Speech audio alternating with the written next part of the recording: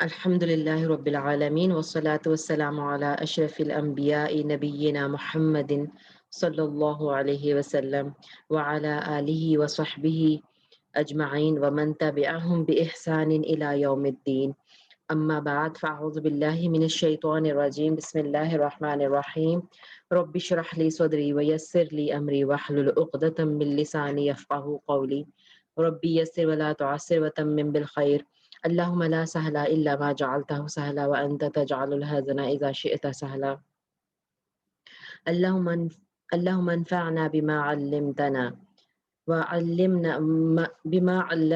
وعلمنا ما ينفعنا وزدنا علما. آمین یا رب العالمین. اللہ تعالیٰ کی توفیق اور احسان سے آج ہم دوبارہ اکٹھے ہوئے ہیں رسول اللہ صلی اللہ علیہ وآلہ وسلم کے کچھ فرامین کو سمجھنے کے لیے. اللہ تعالیٰ ہم سے قبول فرمائے، آمین، اور ہمارے سینے کھول دے ان کو سمجھنے کے لیے. تو جیسا کہ آپ دیکھ رہے ہیں باب الآنیہ یعنی برتنوں کا باب آج ہم شروع کرنے جا رہے ہیں.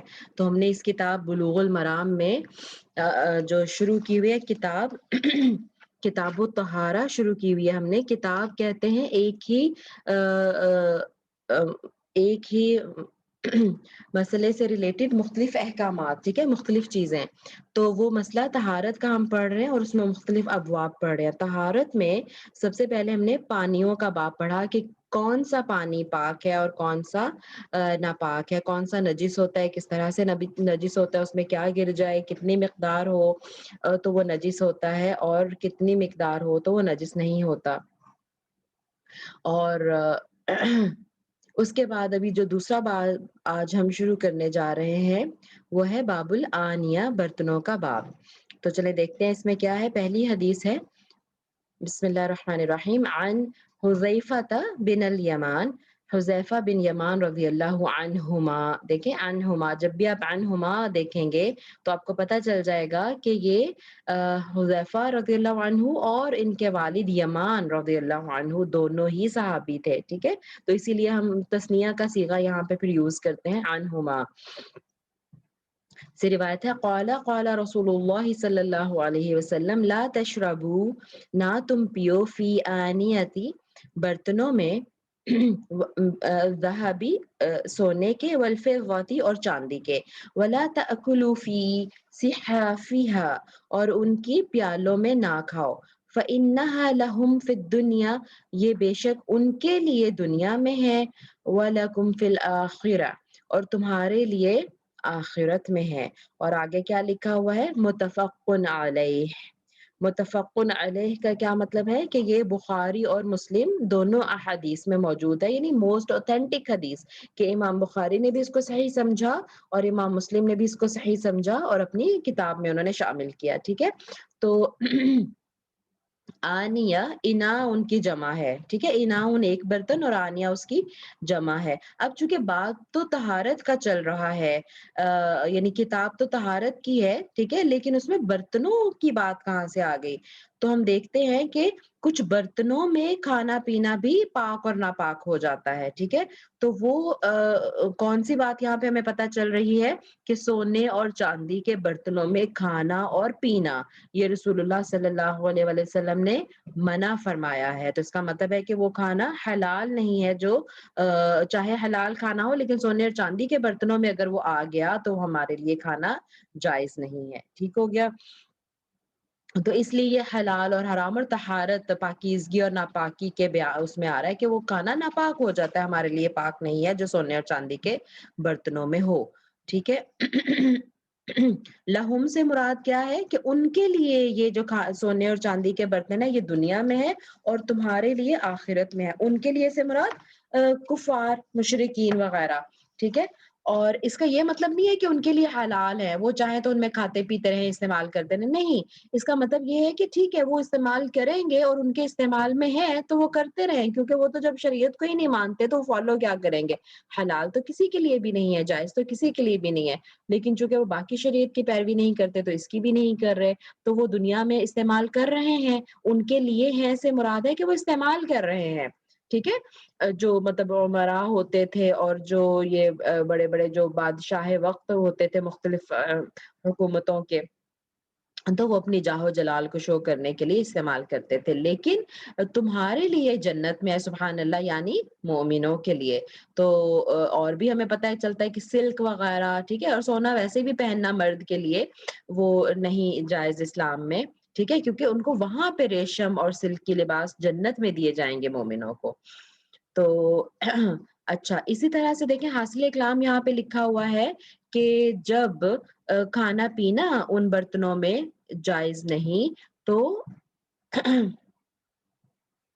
غسل جو ہے وہ بھی عموم کے اعتبار سے حرام ہے کہ ان کا استعمال ہی درست نہیں ہے، ٹھیک ہے، چاہے وہ کھانے پینے کے لیے ہو، چاہے ایسے برتنوں کے پانی سے غسل کرنا ہو، یعنی ایسے برتن ہی استعمال کرنا درست نہیں ہے، ٹھیک ہے، اور اسی طرح کچھ علماء کا پھر اس سے وہ لیتے ہیں کہ جو سونے چاندی سے اسپیشلی منع کیا ہے، تو اگر کوئی جواہرات وغیرہ یا کوئی دوسرے یاقوت یا کچھ دوسرے ہوں سٹونز قیمتی، تو ان کے برتنوں میں کھانا پینا اور وضو اور غسل درست ہے، ٹھیک ہے، یہ کچھ علماء کا خیال ہے، یعنی اس سے وہ فائدہ نکالتے ہیں۔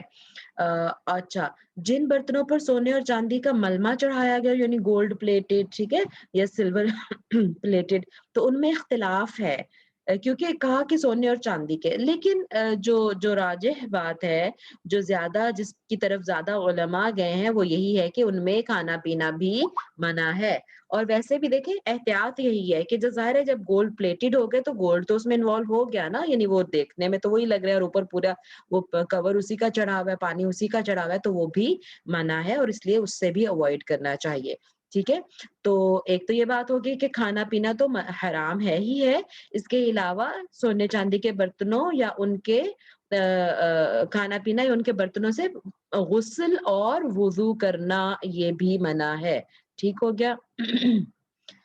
اس حدیث کے راوی کے بارے میں بات کر لیتے ہیں، حذیفہ بن یمان رضی اللہ عنہما، حذیفہ تصغیر کے لیے ان کی کنیت ابو عبداللہ ہے، اور مشہور صحابی ہیں یہ، اور صحابی باپ یمان رضی اللہ عنہ کے بیٹے ہیں، میں نے آپ کو شروع میں بھی بتا دیا تھا، اور ان کا ٹائٹل ہے رازدان رسول صلی اللہ علیہ وسلم، سبحان اللہ، یعنی کتنا بہترین ٹائٹل ہے، اور یہ کیوں ان کو یہ ٹائٹل ملا کہ رسول اللہ صلی اللہ علیہ وسلم کو وحی کے ذریعے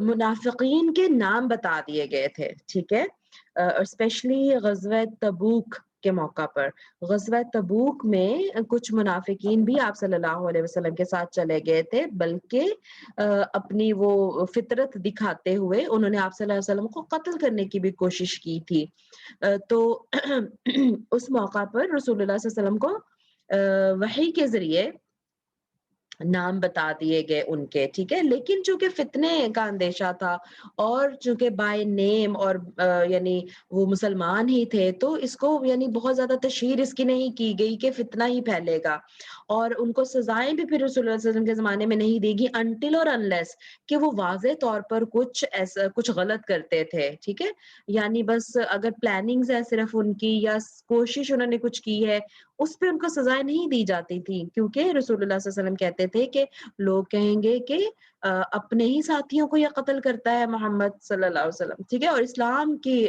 جو ہے نا وہ اس سے اسلام کا نقصان ہوگا اس وجہ سے، تو اس لیے، لیکن چونکہ ان سے متنبہ بھی کرنا تھا اور ان سے بچنا بھی تھا، تو حضرت حذیفہ سے آپ صلی اللہ علیہ وسلم نے وہ نام شیئر کیے تھے کہ یہ منافقین ہیں، اور ظاہر ہے وہ امانت تھی رسول اللہ صلی اللہ علیہ وسلم کی، تو انہوں نے کبھی کسی کو نہیں بتایا وہ اور ان کو پھر رازدان رسول صلی اللہ علیہ وسلم کا ٹائٹل ملا، اور ایون مجھے وہ حضرت عمر رضی اللہ تعالیٰ عنہ کا قول یاد آ رہا ہے یعنی وہ اکثر حضرت حذیفہ سے پوچھتے تھے، آپ لیول دیکھیں تقوی کا اور ایمان کا، جو ہمارے یہ لیڈرز ہیں، جو ہمارے سردار ہیں، جو ہمارے رول ماڈلز ہیں، حضرت عمر رضی اللہ تعالیٰ نے پوچھا کرتے تھے کہ حذیفہ مجھے بتا دو کہیں میرا نام تو منافقین کی لسٹ میں نہیں ہے، اللہ اکبر. یعنی یہ تقوی کہ اپنے آپ کو ہر وقت اتنا وہ جج کرتے رہتے تھے کہ کہیں میرا نام تو منافقین کی لسٹ میں نہیں ہے. ٹھیک ہے. تو اللہ تعالی ہمیں بھی ایسے ہستیوں کی پیروی کرنے کی توفیق دے. اور ہم تو تھوڑا سا کام سمجھ کر کے سمجھتے ہیں کہ ہم پتہ نہیں کہاں پہ کس مرتبے پہ فائز ہو گئے ہیں اور کتنے بڑے مومن بن گئے ہیں, اور وہ اتنے بڑے مومن ہو کے بھی ان کو منافقت کا خطرہ رہتا تھا. اپنا مطلب اپنے آپ کو محاسبہ اپنا کرتے رہتے تھے. اللہ اکبر. چلے آگے چلتے ہیں, بات آگے کرتے ہیں. تو اسی ٹائٹل سے حذیفہ بن یمان جو ہے وہ رسالت مآب صلی اللہ علیہ وسلم کے رازداں کے ٹائٹل سے مشہور ہیں.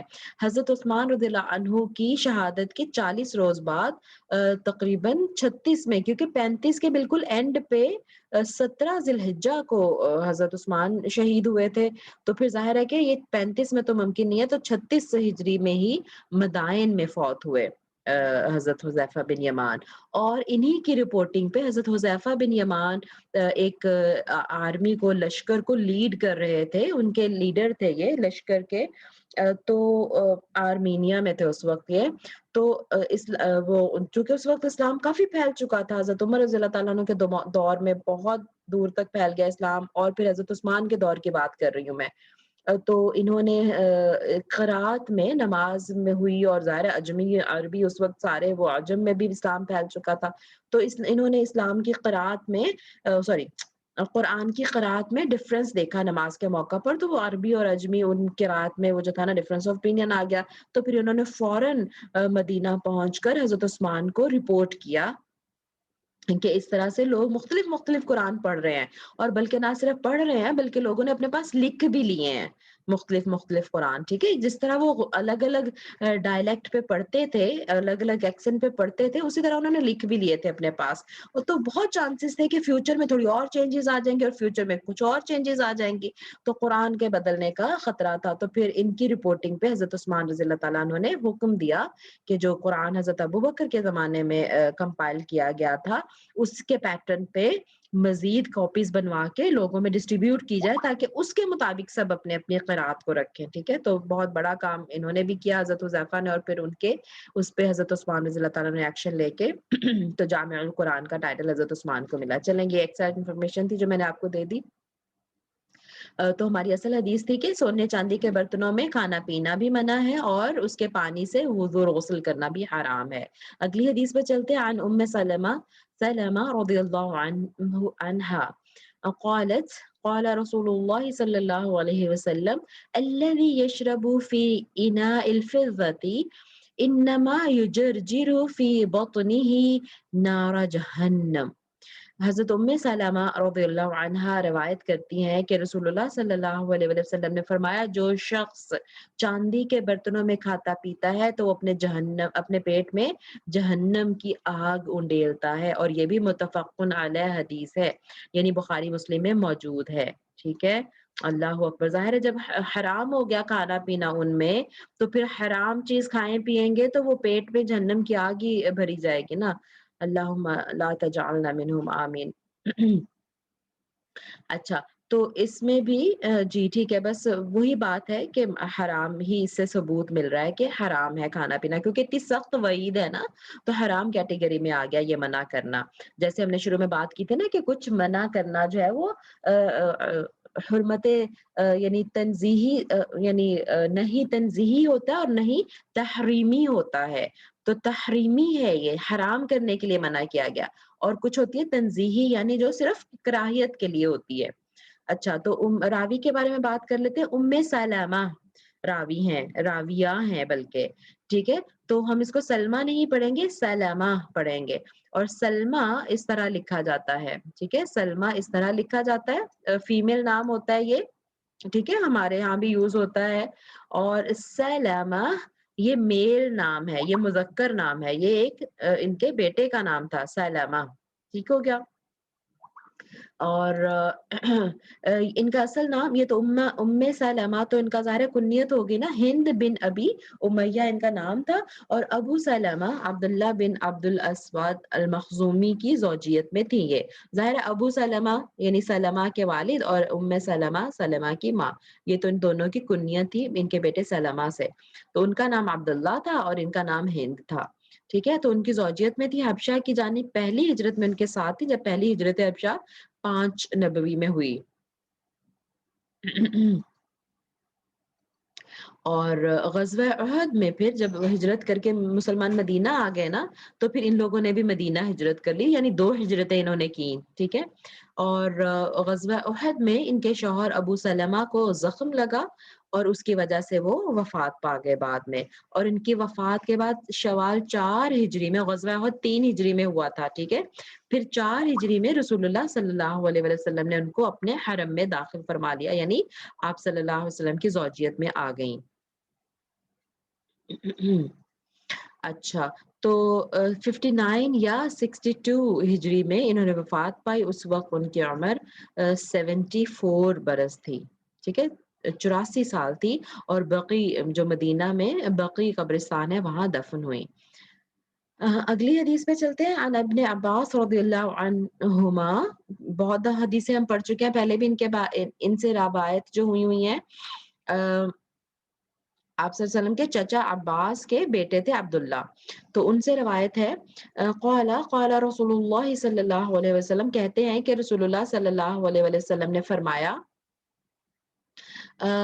اذا دبغ، جب رنگ دیا جائے، الاحاب، چمڑے کو، فقد، تو یقیناً، طہر، وہ پاک ہو جاتا ہے. ٹھیک ہے. اخرجہ مسلم وعند الاربعۃ، یہ جو الفاظ ہیں یہ امام مسلم نے روایت کیے ہیں، انہوں نے نکالے ہیں. یہ نکالے ہیں مطلب کہ انہوں نے تحقیق کر کے جو ان کو ملے اور انہوں نے اپنی بک میں اس کو لکھا. وعند الاربعۃ، اور جو امام اربع ہیں، اربع کا کیا مطلب ہے؟ جو 4 باقی امام ہیں. 6 امام یاد ہے نا؟ میرا دل چاہ رہا ہے کہ میں کسی کو لوں ذرا مائک پہ اور بتائے ذرا مجھے 6 کون سے حدیث کے امام مشہور ہیں جن کو ہم ائمہ سادسہ کہیں گے، ستہ کہیں گے، سوری. شاباش، ہاتھ کھڑا کریں ذرا جلدی سے، بس ایسے میرا دل چاہ رہا ہے میں پوچھوں کسی سے. کون بتائے گا حدیث کے 6 امام جن کی بکس کو ہم صحاح ستہ کہتے ہیں؟ کون کون سے ہیں وہ؟ اچھا، فرح ماجد جی، انمیوٹ کر لیں اپنے آپ کو. السلام علیکم ورحمۃ اللہ وعلیکم السلام وبرکاتہ. ورحمۃ اللہ وبرکاتہ. جی فرح. میری یہ ترمذی ہے. نہیں، سیکوینس میں جا سکتی ہیں ترتیب سے. سب سے پہلے ترتیب کون سے امام ٹاپ پہ؟ امام بن مالک ہیں، امام حنبل. مجھے وہ ترتیب تو نہیں یاد ہے بڑی. ٹھیک ہے، نہیں لیکن یہ آپ نام صحیح لے رہی ہیں. امام مالک بھی حدیث کے امام ہیں، امام احمد بن حنبل بھی ہیں، لیکن جن کو ہم وہ 6 اماموں میں لیتے ہیں نا، جن کی بکس کو ہم صحاح ستہ کہتے ہیں، انہوں نے بھی لکھی ہے. امام مالک نے بھی لکھی ہے حدیث کی بک، لیکن جن کو ہم صحاح ستہ کہتے ہیں، جو ہمارا حدیث کا مرجع ہے، جس کی طرف ہم کانٹیکٹ کرتے ہیں، اب یہ بلوغ المرام ہے، یہ بھی یعنی انہی میں سے لے کے بنائی گئی ہے. جی وہ چلیں کسی اور کو چیک کرتے ہیں. جی سمیہ، انمیوٹ کریں. جی میم، السلام علیکم ورحمۃ اللہ وبرکاتہ. آپ کے پاس 2 ڈیوائسز آن ہیں؟ ایک کو میوٹ کر دیں. آپ کی آواز ایکو کر رہی ہے بہت. میری میرے پاس ایک ہی ڈیوائس ہے. ہاں ہاں، 2 ایکو ہو رہی ہے. اچھا اچھا، چلیں بولیے. میم وہ ہے سب سے پہلے امام مسلم ہے، پھر امام امام احمد مسلم ہے بخاری. سب سے پہلے؟ نہیں، سب سے پہلے امام مسلم تو نہیں ہے. امام بخاری، احمد بخاری. امام بخاری ہیں سب سے پہلے. جی جی، امام احمد بخاری ہے، امام مسلم ہے، پھر امام ابو داؤد ہے، پھر امام ترمذی اور امام نسائی اور امام ابن ماجہ. ٹھیک ہے، ماشاء اللہ، بارک اللہ فیکی، جزاک اللہ خیر. اچھا چلے ٹھیک ہے.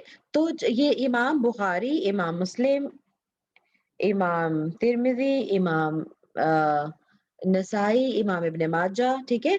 तो जो ये सीक्वेंस इसलिए ज़रूरी है कि इनकी अब यानी ऑथेंटिसिटी इनकी बुक्स की भी इसी तरह से समझी जाती है। तो अच्छा, इमाम बुखारी और इमाम मुस्लिम की बुक्स को तो वैसे ही सही कहते हैं और सहीहैन हो गए। तो उनके अलावा जो बाकी 4 है ना, उनको अरबा कहा गया है इस बुक में, ठीक है? तो इमाम मुस्लिम ने तो वैसे ही इस हदीस को निकाला है, ठीक है? इसकी तखरीज उन्होंने की है।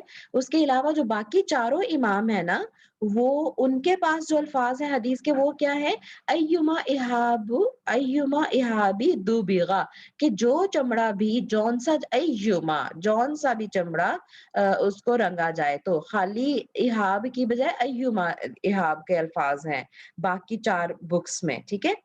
तो चलें, इहाब क्या है? इहाब चमड़े के लिए लफ्ज़ बोला जाता है, ठीक है? और दबागत कहते हैं उसको रंगना, मसाले वगैरह लगा के उसको रंगना, उसको पाक करना, उसको दबागत कहा जाता है। तो पहले तो बहुत ही ज़्यादा चमड़े का ज़ाहिर है इस्तेमाल होता था, अभी भी होता है। तो ये अहम हदीस है जिससे हमें पता चलता है कि अच्छा, तो ज़ाहिर है चमड़ा जब उसको खुश्क करके ना, उसको साफ करके मसाले लगा के उसको रंग देते हैं, तो उसको दबागत कहा जाता है और वो चमड़ा उससे पाक हो जाता है। उसके इसका मतलब है कि उसके अलावा पाक नहीं है, ठीक है? एक तो ये बात पता चली। अच्छा, दूसरा इससे कुछ और मसाइल जो हैं वो पता चल रहे हैं जो इस हदीस में डायरेक्टली तो मेंशन नहीं किए गए, लेकिन एक कुछ और हदीस भी आएँगी और बाकी उलमा ने जो निकाला है नतीजा वो ये है कि खिंज़ीर, ये जो हलाल जानवर है ना, किस्सा मुख्तसर मैं आपको ये बताती हूँ, जो हलाल जानवर है उनका चमड़ा भी दबागत के बाद हलाल हो जाता है, ठीक है? जैसे सूअर है और जैसे कुत्ता है, उनका गोश्त हराम है, तो उसका चमड़ा भी इस्तेमाल नहीं हो सकता। खिंज़ीर पे तो सबका इत्तेफ़ाक है कि सूअर, खिंज़ीर जो है, पिग जिसको कहते हैं, उसका तो हर चीज़ हराम है। इसका सबका इत्तेफ़ाक है इस बात पर, ठीक है? इस पे इजमा है, आप समझ लें। लेकिन कुत्ते का चमड़ा भी क्या इस्तेमाल कर सकते हैं ना, या नहीं, या दूसरे जो जानवर हैं, वहशी जानवर जैसे जैसे चीता, शेर वगैरह, उनका चमड़ा भी मेजॉरिटी जो उलमा है ना, मुहक्किक उलमा जिन्होंने तहकीक की है, वो कहते हैं कि वो भी हराम है, ठीक है? जिनका गोश्त नहीं खाया जा सकता, उनका चमड़ा भी इस्तेमाल नहीं किया जा सकता। अब देखिए, गोश्त खाने के लिए तो उसको वैसे ही हमने शिकार भी नहीं करना और ज़िबा भी नहीं करना, तो इसका मतलब है अगर चमड़ा हलाल हो जाए उसका, तो लोग उसको, यानी मुस्लिम स्पेशली, बाकियों को तो ज़ाहिर है शरीयत को फॉलो ही नहीं करते, तो उसको सिर्फ चमड़े वगैरह के लिए लोग जो है ना वो शिकार कर के तो उनकी नस्लों को खत्म करेंगे, जो कि मुनासिब नहीं है। और आज आप देखें कि कितनी ज़्यादा वाइल्ड लाइफ की जो वाइल्ड लाइफ को सेव करें, उसके लिए कितनी ये जो एनजीओज हैं और ये यूएनओ जो आवाजें उठाती है, ठीक है? तो इस्लाम ने तो ऑलरेडी इसको हराम करार दे के इनकी लाइफ गारंटी दी है कि लोग ज़ाहिर है इसको ना इस्तेमाल करें। बहरहाल, तो लेकिन लोग जो है वो ज़ाहिर है फिर भी उससे उसको वो करते हैं। तो अच्छा, एक तो ये बात हो गई। और दूसरी बात ये है कि जो जो जिनका गोश्त हलाल है ना, वो उनका चमड़ा हर तरह से हलाल है, चाहे वो मुर्दा हो जाए। यानी जो जैसे गाय है, अगर मुर्दा हो गई तो उसका गोश्त तो हराम है, ठीक है? इसमें तो कोई डिफरेंस ऑफ ओपिनियन नहीं है। लेकिन क्या उसका चमड़ा भी हराम है? तो इसमें मेजॉरिटी का यही ख़्याल है कि नहीं, उसका चमड़ा इस्तेमाल किया जा सकता है, ठीक है? उसकी वज़ाहत आइंदा आने वाली कुछ अहादीस से भी हो जाएगी, ठीक है? तो हलाल जानवरों का चमड़ा हलाल है, लेकिन हलाल जानवर अगर उसका गोश्त हराम भी है, चाहे तो फिज़िकल मौत से या चाहे किसी और वजह से, कि उसको शरई तरीके से हमें पता है कि अगर गाय है, उसको शरई तरीके से ज़िबह नहीं किया गया, है ना? कोई कोई नॉन मुस्लिम अगर करे तो वो बिस्मिल्लाह अल्लाहू अकबर कह के तो नहीं ज़िबह करेगा। तो वो खाना, हमारे गोश्त खाना हमारे लिए हराम है, लेकिन चमड़ा उसका इस्तेमाल हो सकता है। इस पे सब उलमा का इत्तेफ़ाक है। ठीक है? अच्छा, अगली हदीस लेते हैं, वो भी इसी के बारे में है। अन सलमा बिन अल मुहब्बक, मुहब्बक भी इसको पढ़ा गया, मुहब्बिक भी पढ़ा गया, लेकिन ज़्यादा जो ऑथेंटिक है ना वो मुहब्बक इनकी प्रोनंसिएशन है। तो सलमा बिन मुहब्बक رضی اللہ تعالی عنہ سے روایت ہے قال قال رسول اللہ صلی اللہ علیہ وسلم دباغ جلود المیتۃ طہورها کہ رسول اللہ صلی اللہ علیہ وسلم نے فرمایا مردہ جانوروں کے چمڑوں کو رنگنا ہی ان کی طہارت اور پاکیزگی ہے. ٹھیک ہے, تو جیسے ابھی میں آپ کو بتا رہی تھی وہ اس حدیث سے اس کی وضاحت ہو گئی کہ مردہ جانور یعنی اپنی طبعی موت بھی وہ مر گیا جانور جو حلال تھا, لیکن اس کو رنگ کے اس کے چمڑے کو طہارت اور پاکیزگی حاصل ہو جاتی ہے. گوشت تو صحیح نہیں ہے کھانا, لیکن چمڑا استعمال ہو سکتا ہے. اچھا, اب ہم یہ سوچیں اگر کہ ہم تو برتنوں کا باب یہ شروع کیا تھا نا ہم نے برتنوں کا, تو اس میں چمڑے کا ذکر کہاں سے آ گیا؟ ٹھیک ہے, تو اس کا تعلق کیا ہے اس سے؟ تعلق یہ ہے کہ اس وقت چمڑے کی مشکیزیں استعمال ہوتے تھے, ٹھیک ہے, جس میں پانی سٹور کرتے تھے سفروں میں اسپیشلی, اور ویسے گھروں میں بھی رکھنے کے لیے, کیونکہ کنووں سے بھر کے اس طرح سے لانا ہوتا تھا. تو گھروں میں تو ٹیپس نہیں لگے ہوتے تھے ہماری طرح سے, زندگی کتنی مشکل تھی اس وقت. سبحان اللہ, اللہ تعالیٰ ان کے اسی لیے درجات بھی ہے کہ کس طرح سے انہوں نے پھر بھی ساری ان کو رولز کو فالو کیا. تو چمڑے, جب ہم حلال اور حرام چمڑے کی بات کر رہے ہیں تو اس کا مطلب ہے کہ اس سے جو مشکیزیں, جو ڈول وغیرہ بنیں گے, ان کے حلال اور حرام ہونے کی بات کریں. تو اگر ایک چمڑا حرام ہے تو اس میں جو پانی ہوگا وہ پینا بھی حرام ہے, اور اس کے پانی سے وضو کرنا بھی جائز نہیں ہے. یہ تعلق ہے باب سے, پانی سوری جو برتنوں کا باب ہے اس سے یہ تعلق ہے. ٹھیک ہے, اس لیے چمڑے کا ذکر اس میں آ گیا. تو راویہ پہ بات کر لیتے راوی پہ بات کر لیتے ہیں. سلمہ بن محبق جو یہ ہیں, یہ ابو سفیان ان کی کنیت ہے. مجھے ویسے ان کے بارے میں زیادہ نہیں آنیسٹلی پتا, میں نے بھی پہلی دفعہ اس حدیث میں نام پڑھا ہے. بہرحال بصری صحابہ میں ان کو شمار کیا جاتا ہے کہ بصرہ سے ان کا تعلق تھا, اور حذیل بن مدرکہ بن الیاس کی طرف ان کو منسوب کیا جاتا ہے, اور اس وجہ سے ہزلی بھی کہلاتے ہیں. حنین, بیٹل آف حنین میں, جو کہ کب ہوئی تھی؟ 8 ہجری میں ہوئی تھی, فتح مکہ کے بعد. ٹھیک ہے, فتح مکہ کے بعد اس میں یہ شریک ہوئے. تو اس کا مطلب ہے کہ تھوڑا یعنی ظاہر ہے بس ویسے بھی بصرہ میں تھے تو مکہ مدینہ میں نہیں تھے, تو کیونکہ مکہ مدینہ والے صحابی تو ہر بیٹل میں پھر آپ صلی اللہ علیہ وسلم کے ساتھ شامل ہوئے. اچھا, تو دیکھیں حنین میں آپ صلی اللہ علیہ وسلم کے ساتھ شامل تھے, اور انہیں اس وقت ان کے بیٹے کی پیدائش کی خوشخبری سنائی گئی. سنان بیٹے کا نام تھا, رکھا انہوں نے. تو انہوں نے کہا, بعد میں انہوں نے فرمایا کہ جو تیر میں رسول اللہ صلی اللہ علیہ وسلم کی مدافعت میں چلا رہا تھا, یعنی آپ صلی اللہ علیہ وسلم کو, کیونکہ حنین میں بھی نا بڑی بھگدڑ مچ گئی تھی شروع میں. جنگ حنین میں, غزوہ حنین میں مسلمانوں پہ ایک دم حملہ ہو گیا تھا, اور رسول اللہ صلی اللہ علیہ وسلم اکیلے رہ گئے تھے, تتر بتر ہو گئے سارے صحابہ, یعنی بہت یعنی ایک وہ بھگدڑ ہو گئی. تو پھر کچھ صحابہ نے مل کے رسول اللہ صلی اللہ علیہ وسلم کے دفاع کیا, تو یہ ان میں سے تھے. تو کہہ رہے ہیں کہ جب میں آپ صلی اللہ علیہ وسلم کی دفاع میں, آپ کو بچانے کے لیے جب میں تیر چلا رہا تھا, اس کی خوشی مجھے میرے بیٹے کی بشارت سے زیادہ تھی. سبحان اللہ, کہ میں رسول اللہ صلی اللہ علیہ وسلم کی حفاظت کر رہا ہوں. ٹھیک ہے, چلے آگے چلتے ہیں.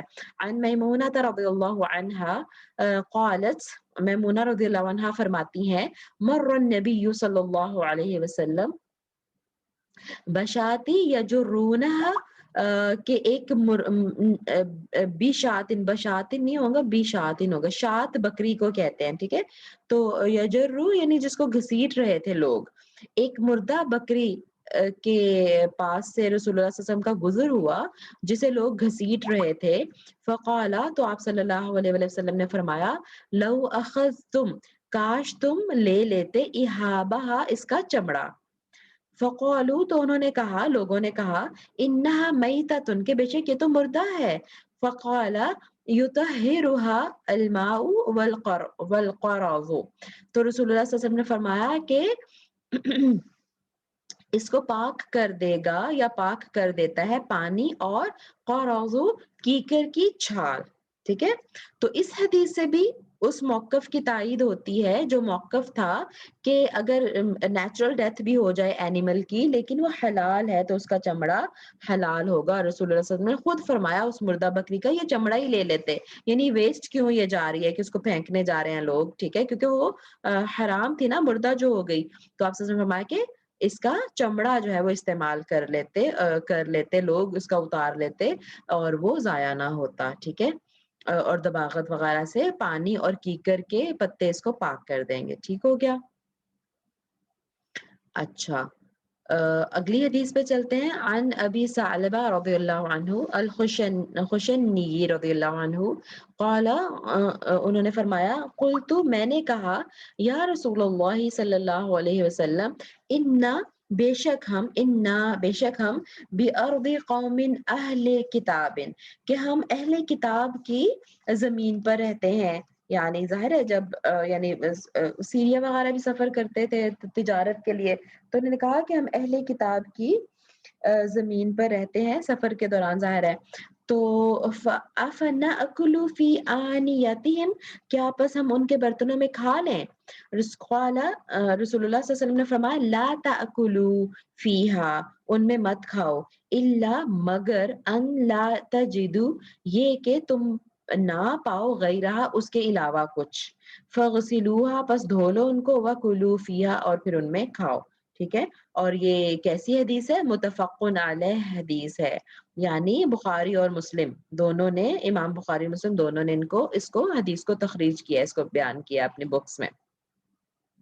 اچھا اب یہاں ہمیں جو الفاظ پتہ چلتے ہیں کہ وہ اہل کتاب کے برتنوں میں کھانے پینے سے رسول اللہ صلی اللہ علیہ وسلم نے منع کر دیا. ٹھیک ہے.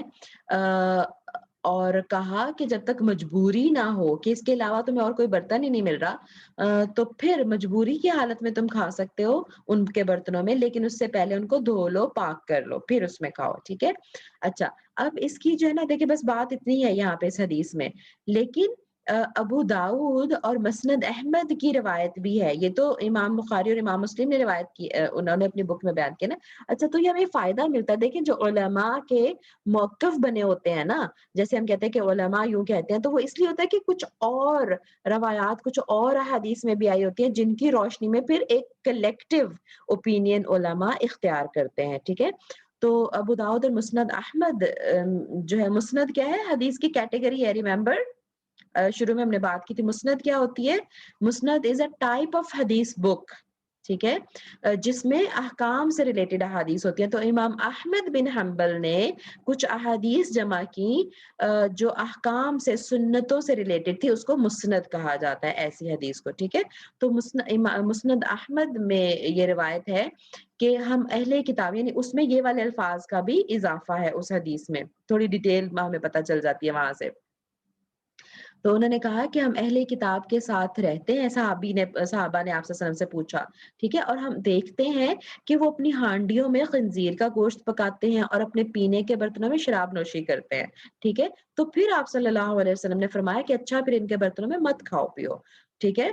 تو یعنی اب کیا پتا چلا کہ آپ کو جب شور ہے نا آپ دیکھ رہے ہیں کہ اچھا یہ والے اہل کتاب ہیں انہی برتنوں میں وہ خنزیر کا گوشت پکاتے ہیں اور انہی میں شراب نوشی کرتے ہیں جب آپ کو پتا ہے. ٹھیک ہے. تو ایسے لوگوں کے برتنوں سے پھر آپ اوائڈ کریں. ٹھیک ہے. نہ آپ کھائیں پییں ان سے. آپ صلی اللہ علیہ وسلم نے منع کیا. لیکن پھر وہی بات ہے کہ اجازت دی کہ اگر مجبوری ہو تو پھر دھو کے استعمال کیے جا سکتے ہیں. ٹھیک ہے. اچھا اور پھر دیکھیں ذرا یہ والی بات اس حدیث میں نہیں جو ہے نا نہیں کا کیا مطلب ہے منع کرنا. نہیں حرمت کے لیے نہیں ہے بلکہ جو طبعی منافرت یعنی طبعی طور پر نیچرلی جو ایک انسان کو نفرت آتی ہے نا مسلمان ہونے کے ناطے کہ مجھے پتا ہے کہ اس برتن میں خنزیر بھی پکا ہے تو وہ اس کے حوالے سے یعنی منع آپ صلی اللہ علیہ وسلم نے کر دیا. ٹھیک ہے. یعنی کراہیت ہے اس میں تو نہیں تنزیہی ہوگی یہ. ٹھیک ہے. اچھا تو ظاہر ہے اب یہ باب کیا تھا برتنوں کا باب تھا نا تو اس میں اب یہ ہے کہ جب کھانا پینا ہو اس میں منع ہے جس میں ہمیں شور ہو کہ اس میں خنزیر وغیرہ پکتا ہے یا شراب پی جاتی ہے ایسے برتنوں میں وضو کرنا اور اس سے غسل کرنا بھی ایسے برتنوں کے پانی سے جائز نہیں ہوگا. ٹھیک ہو گیا. اچھا اور پھر اسی طرح یہ تو اہل کتاب کی بات تھی اور اسی طرح اگر ہندو جو ہیں یا دہریے یا دوسرے جو مشرکین ہیں اگر ان کے بارے میں بھی ہمیں پتا ہو کہ ان کے برتنوں میں بھی حرام چیزیں وہ استعمال کرتے ہیں تو پھر وہ بھی ناپاک ہیں. ٹھیک ہے. اس کو بھی اوائڈ کرنا چاہیے.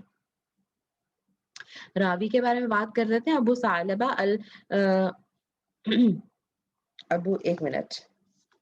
ابو ثعلبہ الخشنی نام ہے ان کا. اچھا تو یہ جو ہے ان کا تعلق قبیلہ خداعہ سے تھا، اور خشین قبیلے سے ہونے کی وجہ سے، یعنی خشین کی وجہ سے یہ خشنی کہلائے۔ بیت رضوان کرنے والوں میں شامل تھے یہ۔ بیت رضوان کب ہوئی تھی؟ 6 ہجری میں، ٹھیک ہے۔ تو اس میں یہ شامل تھے، اور ان کو پھر اپنی اسلام قبول کرنے کے بعد ان کو اپنی قوم کی طرف بھیجا گیا، تو وہ بھی سب اسلام لے آئے ان کے ہاتھ میں، سبحان اللہ۔ شام میں پھر قیام پذیر ہوئے بعد میں یہ، اور وہیں 75 ہجری میں ان کی وفات ہوئی، اور نماز پڑھ رہے تھے اور سجدہ کی حالت میں روح پرواز کر گئی ان کی، سبحان اللہ، کتنی اچھی موت۔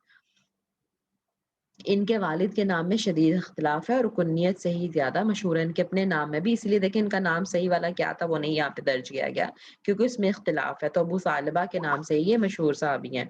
اگلی حدیث پہ چلتے ہیں۔ عن عمران بن حسین رضی اللہ عنہما، دیکھیں عنہما اس کا مطلب ہے دونوں باپ بیٹا صحابی ہیں۔ اچھا، ان سے روایت ہے ان النبی صلی اللہ علیہ وسلم، کہ نبی صلی اللہ علیہ وآلہ وسلم و اصحابہ، اور آپ صلی اللہ علیہ وسلم کے اصحاب، توضعوا وضو کرتے تھے، من مزادتی امرأت مشرکۃ، مزادہ مشکیزے کو کہتے ہیں، ٹھیک ہے، یعنی مشکیزہ وہی جو اس سے بنا ہوتا ہے نا، لیدر سے، مشک وغیرہ، اس کو پانی سٹور کرتے تھے اس میں۔ تو ایک مشرکہ عورت کے مشکیزے سے انہوں نے وضو کیا، کرتے تھے نہیں، وضو کیا، سوری، ماضی کا صیغہ ہے، توضعوا، انہوں نے وضو کیا، ٹھیک ہے۔ تو یہ بھی متفقن علیہ حدیث ہے۔ فی حدیث طویل، ایک لمبی حدیث سے یہ ٹکڑا اٹھایا گیا ہے، ٹھیک ہے، کہ رسول اللہ صلی اللہ علیہ وسلم اور آپ کے صحابہ نے ایک مشرکہ عورت کے مشکیزے سے پانی لے کر اس سے وضو کیا۔ ابھی ہم پڑھ رہے تھے اوپر کے مشرکوں کے برتنوں میں کھانا پینا نہیں ہے، تو ابھی یہاں پہ پڑھ رہے ہیں کہ ان سے وضو کیا رسول اللہ صلی اللہ علیہ وسلم نے۔ تو اس سے پھر دیکھیں ملا کے پچھلی حدیث کو اور اس حدیث کو ملا کے پھر علماء جو اسکالرز ہیں وہ یہ نتیجہ نکالتے ہیں کہ جس مشرک یا جس اہل کتاب کے بارے میں پتا ہو کہ ان کے مشکیزوں میں اور ان کے برتنوں میں شراب اور حرام چیزیں ہوتی ہیں، تو اس سے منع کیا گیا۔ اور ان کے بارے میں رسول اللہ صلی اللہ علیہ وسلم کو ہو سکتا ہے پتا ہو کہ یہ عورت اس طرح کے کاموں میں انوالو نہیں ہے، تو پھر اس سے وضو کرنا اور پینا بھی ایون جائز ہے، ٹھیک ہے، حلال ہے۔ آئی ہوپ کلیئر ہو گیا ہوگا، کیونکہ جب ایک جگہ پہ ایک عمل کر رہے ہیں اور دوسری جگہ پہ نہیں کر رہے، تو پھر اس طرح تطبیق دی جاتی ہے، حدیثوں کو ان کے مطابق بنایا جاتا ہے اور اس سے پھر احکام نکالے جاتے ہیں۔ اور اسی لیے جب منع کیا، دیکھیں اگر تو حرام ہوتا نا، تو پھر تو وہ اس آپ صلی اللہ علیہ وسلم اس کی مشکیزے سے بھی نہ لیتے، مشرکہ عورت سے۔ تو اس کا مطلب ہے کہ جس کے بارے میں آپ کو پتا ہے کہ اس میں ناپاک چیزیں ہیں، وہ بھی حرام نہیں ہے، وہ بھی مکروہ ہے۔ تو اس طرح سے کلیکٹیولی پھر جو علماء ہے نا وہ نتائج نکالتے ہیں، احادیث میں سے مسائل نکالتے ہیں، اور پھر اسی وجہ سے تھوڑا بہت ڈفرینس آف اوپینین بھی آ جاتا ہے، ٹھیک ہے۔ چلیں، تو دیکھیں یہاں پہ بھی یہی لکھا ہوا ہے کہ جس میں نجاست وغیرہ کا اندیشہ نہ ہو، ٹھیک ہے، ایسے مشرکین جس کا ہمیں پتا ہے کہ ان کے گھر میں ایسی چیزیں نہیں پکتی، ایسی چیزیں نہیں ہوتی، تو بغیر کسی تردد، بغیر کسی ہچکچاہٹ کے ان کے برتنوں سے پانی استعمال کرنا جائز ہے، ٹھیک ہے۔ اور کیونکہ ہو سکتا وہ والا جو اس کا جو ظاہر ہے وہ ہوگا نا، وہ بھی دباغت شدہ ہوگا۔ اچھا، اور پھر وہی بات کہ ظاہر ہے وہ غیر مسلم ہے، تو اس نے وہ اس طرح تو ذبح نہیں کیا ہوگا نا، شرعی حساب سے تو نہیں ذبح ہوا ہوگا ان کے ہاں، تو وہ غیر شرعی طریقے سے بھی ذبح ہوا ہو، لیکن وہ چمڑا دباغت کے بعد پاک ہو گیا، اسی لیے آپ صلی اللہ علیہ وسلم نے وضو کیا، ٹھیک ہے۔ تو جو پہلے ہم نے موقف اختیار کیا تھا اس کی یہاں سے وضاحت بھی ہو رہی ہے اور ثبوت بھی مل رہا ہے۔ تو حدیث کے راوی کے بارے میں بات کر لیتے ہیں۔ عمران بن حسین رضی اللہ عنہ اس کے راوی ہیں،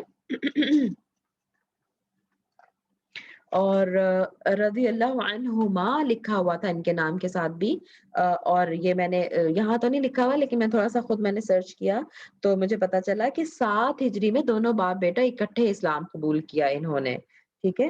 اور ان کا شمار اکابر صحابہ میں ہوتا ہے، یعنی کبیر، بڑے صحابی جو تھے۔ کیا مطلب ہے بڑے صحابی کا؟ بڑے صحابی کا مطلب ہے کہ ان کی ایج زیادہ تھی رسول اللہ صلی اللہ علیہ وسلم کے زمانے میں۔ اور صغار صحابہ کون سے ہیں؟ چھوٹے صحابہ، یعنی جن کی ایج کم تھی، مرتبے کی بات نہیں ہو رہی یہاں پہ، یاد رکھیے گا، ٹھیک ہے۔ تو یعنی جو 10 سال کا ہے، کوئی 12 سال کا ہے، 15 سال کا ہے، تو وہ صغیر صحابہ میں شمار ہوتے ہیں ایسے صحابی، ٹھیک ہے۔ یعنی لیکن سنے یعنی وہ ان کو سمجھ تھی ایسی عمر میں تھے، ٹھیک ہے، کیونکہ بچوں کو صحابی کا درجہ تو بے شک ہے، لیکن احادیث وغیرہ ان سے اس طرح سے پھر نہیں لی گئی کہ ایک 3 سال کا بچہ ہے، اس نے رسول اللہ صلی اللہ علیہ وسلم کو دیکھا ہے تو اس کو کیا پتا، رائٹ؟ تو ان سے احادیث نہیں لی گئی. تو جو ایسے بچے جو سن تمیز کو پہنچے ہوئے تھے 7 سال پلس کی عمر میں، ٹھیک ہے، جس میں بچے کو پتا ہوتا ہے، تو ان سے احادیث لی گئی ہیں. اور پھر یہ ایسے والے جو بچے تھے ماشاءاللہ انہوں نے پھر بڑی خدمت کی، کیونکہ ان کی لمبی عمریں چلی بعد میں، تو ان کو صغار صحابہ کہا جاتا ہے. اور یہ اکابر صحابہ، کبار صحابہ یعنی جن کی ایجز اس وقت ہی رسول اللہ صلی اللہ علیہ وسلم کے پاس تھی یا ان سے آگے پیچھے تھی. ان کی کنیت ابو نجید تھی اور غزوہ خیبر کے زمانہ میں دار اسلام میں داخل ہوئے، میں نے آپ کو بتا دیا، اور دونوں باپ بیٹا اکٹھے ہی انہوں نے اسلام قبول کیا. بصرہ میں انہوں نے سکونت اختیار کی اس کے بعد، اور پھر وہیں 52 یا 53 ہجری میں عمران بن حسین کی وفات ہوئی. اگلی حدیث پہ چلتے ہیں. 1 منٹ میں چارجر لگا دوں، ایک دم میری نظر پڑی ہے اور وہ بالکل بند ہونے والا ہے میرا لیپ ٹاپ، ایک دم سے یہ بند ہو جائے گا. I'm so sorry, just a minute.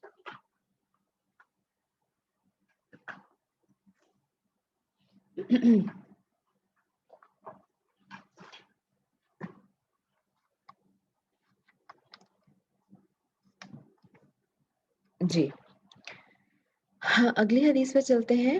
عن انس بن مالک رضی اللہ عنہ ان قدح نبی صلی اللہ علیہ وسلم کہ انس بن مالک رضی اللہ عنہ سے روایت ہے کہ نبی صلی اللہ علیہ وسلم کا قدح النبی پیالہ ان کا سارا ٹوٹ گیا. نبی صلی اللہ علیہ وسلم قدح النبی، نبی صلی اللہ علیہ وسلم کا پیالہ ان کا سارا ٹوٹ گیا. فاتخذ بس آپ نے پکڑا مکان الشعبی یعنی جو ٹوٹی ہوئی جگہ تھی نا، سلسلہ کس کو کہتے ہیں؟ زنجیر کو کہتے ہیں. زنجیر یعنی مطلب ظاہر ہے جو مل کے بنی ہوئی ہے، تو تار کے معنوں میں یہاں پہ ترجمہ کیا گیا ہے. سلسلۃ من فضۃ، تو چاندی، فضہ کس کو کہتے ہیں؟ چاندی کو. فضہ چاندی کو کہتے ہیں. تو چاندی کے سلسلے سے کیا مراد ہے؟ زنجیر کو، چین کو، یا یہاں پہ تار کہا گیا ہے، تار کو. چاندی کے تار سے آپ نے جہاں سے وہ پیالہ ٹوٹا تھا نا، وہاں سے آپ نے اس کو جڑوا لیا، یعنی وہ تار، چاندی کا تار وہاں لگوایا. اخرجہ البخاری رضی اللہ رحمہ اللہ، تو بخاری رحمہ اللہ نے اس کو حدیث کو روایت کیا، یعنی بیان کیا، تخریج کی ہے اس کی، ٹھیک ہے. اچھا، تو اب کیا پتا چلا کہ سونے اور چاندی کے برتنوں میں تو کھانا پینا منع ہے، لیکن اگر تار سونے چاندی کا لگا ہو، کیونکہ ظاہر وہ ذرا پائیدار ہو جاتی ہے نا اس کی جو اس کو مینڈ کیا ہے، ٹھیک ہے، تو اس کا استعمال جائز ہے، اتنا سا کہ پیالے کو جوڑنے کے لیے جو استعمال ہوا تھا تو وہ جائز ہے. ٹھیک ہے.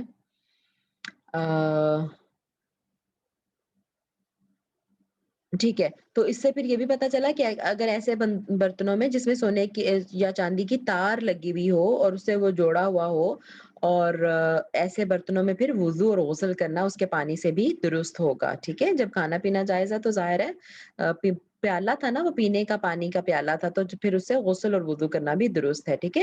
اور پھر اس سے یہ بھی بات پتا چلتی ہے کہ پھر منع پورا سونے چاندی کا تو اس میں کیوں منع ہے؟ کیونکہ اس سے تکبر، یہ علماء نے تخریج کی ہے، انہوں نے یہ مسئلہ نکالا ہے، یا اس کی ریزن انہوں نے یہ دیکھی ہے کہ اصل میں سونے اور چاندی میں اٹ سیلف کچھ پرابلم نہیں ہے، لیکن ظاہر ہے کہ وہ سونے اور چاندی کو افورڈ کرنا، کیا مطلب کہ اتنا اب مال ہے اس بندے کے پاس، اور پھر اس کو برتنوں کی شکل میں استعمال کرنا، تو یہ یعنی ایک شو آف، دکھاوا اور غرور اور تکبر کی نشانی ہے اس بندے کا. تو چونکہ وہ تار لگانے میں، جوڑنے کے لیے اس میں ایسا کوئی عمل دخل نہیں ہے، تو اس بنا پر اس کی اجازت دی گئی ہے. ٹھیک ہے.